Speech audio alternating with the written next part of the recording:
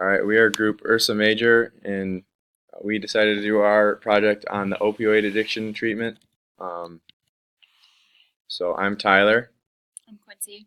I'm Johnny. I'm Christian. I'm Steph. I'm Wella. All right. Okay, so first I wanted to explain what an opioid addiction is. An opioid addiction is a physical and psychological reliance on opioids, which is a substance found in certain prescription pain medications and illegal drugs like heroin. And then an opioid addiction treatment can vary, but it may include discontinuing the current use of the drug, and then starting other medications that can help alleviate the symptoms of withdrawal and cravings. And then pairing medication with inpatient or support programs generally has the most success. So typically, medical professionals will use other medications such as Subazone, which helps suppress cravings and does not give you a high, and will block the effect of other opioids if used in conjunction with Subazone. The risk of not implementing opioid addiction treatments is possible overdose, irregular heartbeat, depression, worsened pain, pain in the abdomen, risk of heart attack, increasingly brittle bones, and even death. All right, so we have a video to play quick. They gave me Vicodin after my knee surgery. They kept prescribing it, so I kept taking it. I didn't know it would be this addictive. I didn't know how far I'd go to get more.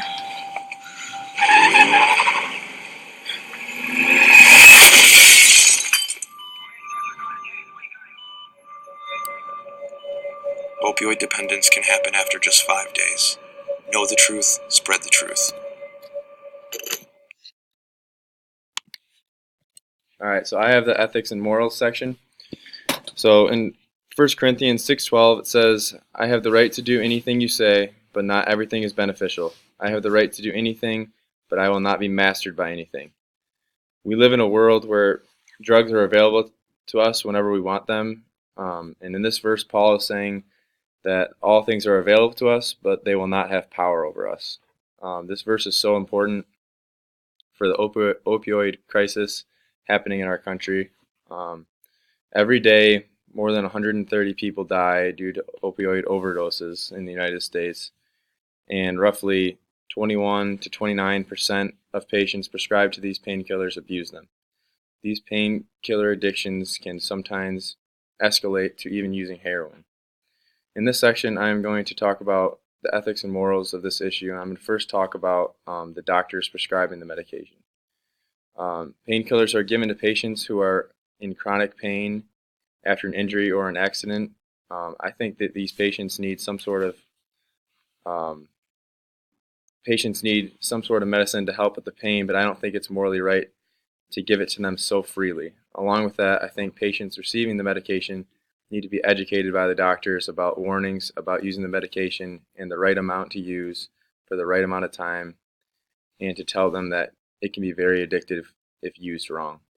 As Christians, we are called to treat our bodies as a temple, and abusing these painkillers is doing the opposite. But we do live in a sinful world, and sometimes we fall into addiction. The important thing is, as Christians, is to get help when you feel like you're in a place where you can't control your addiction. There are a lot of treatment facilities as well as medicine to help reverse the addiction, but most importantly is to lean on God if you are falling into addiction. All right, some social implications of opioids is that most opioids addictions lead to overdoses, and their overdoses or opioid-related prescriptions handed out as pain relief drug. Recently, this past year, an MLB pitcher named Tyler Skaggs was found dead, and later was figured out that he overdosed on opioids. MLB later announced after the year that they'll help players who have addictions so there'll be less deaths and overall help society get off drugs. For economic and legal implications, they can go hand in hand. They're prescribed drugs that are legally handed over to people who have had surgery or are in a lot of pain after it.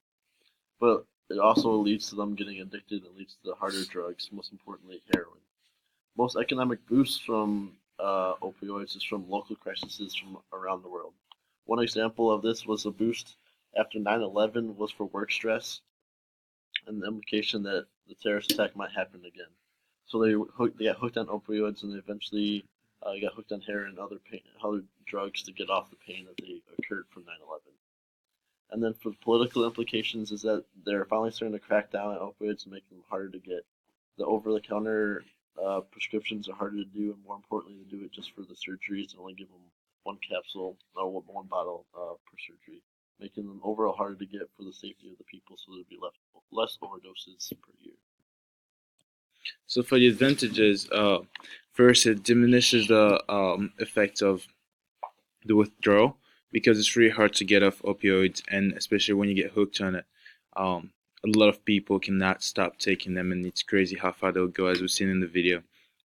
The second thing is there's a low probability of abuse, and these treatments just help someone that's taking opioids just get off without having the effects of withdrawal, but they don't have the same, let's say, uh, chemicals or effects as opioids. So it means they don't have that. They just help you kind of get away from taking those opioid medications, but it doesn't have the same effects as like this feeling of being high or all these other things.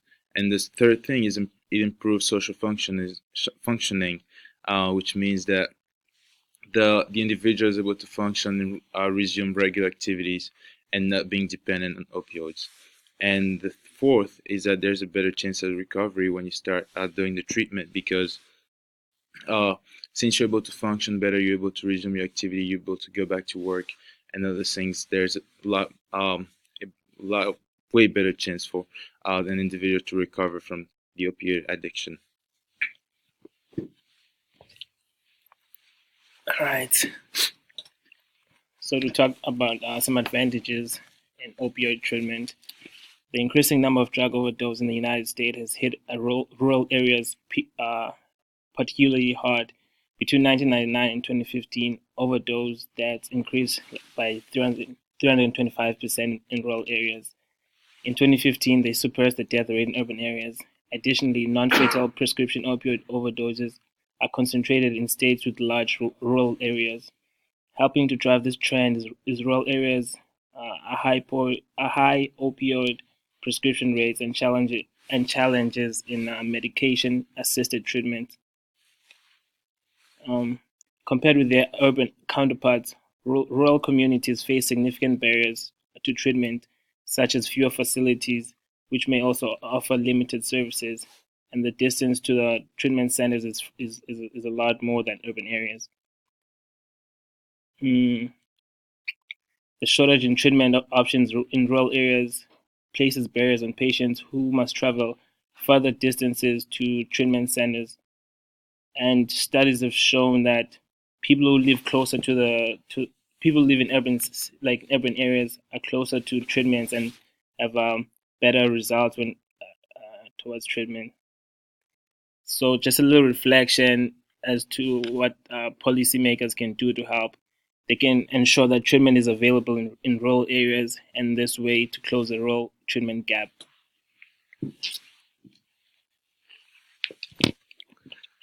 And finally, the biblical view. I chose to take two Bible verses. The first is 1 Corinthians 12, verse 12 through 27, and that is just basically talking about the body and how one it works with another. And then the other one is 1 Peter 5, verse 8, and that says, "Be sober minded, be watchful. Your adversary, the devil, pours around you like a roaring lion, seeking someone to devour."